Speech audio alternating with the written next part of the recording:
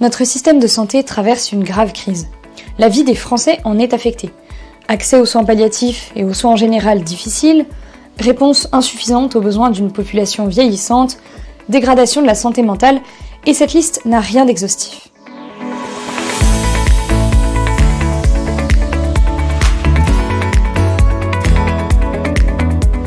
Les soins palliatifs ont pour objectif de prévenir ou de soulager les symptômes physiques, mais aussi d'anticiper les risques et complications et de prendre en compte les besoins psychologiques, sociaux et spirituels, dans le respect de la dignité de la personne soignée. La France reconnaît depuis 1999 un droit d'accès égal et universel à des soins palliatifs. Et d'immenses progrès ont été faits ces dernières années dans le traitement de la douleur. Et pourtant, on estime qu'aujourd'hui la moitié des personnes qui en ont besoin n'y ont pas accès. Plusieurs raisons à cela.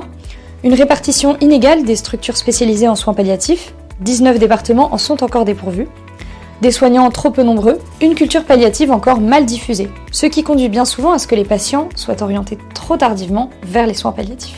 Le projet de loi de financement de la sécurité sociale prévoit une enveloppe de 100 millions d'euros supplémentaires pour l'année 2025, conformément à la stratégie décennale de développement des soins palliatifs.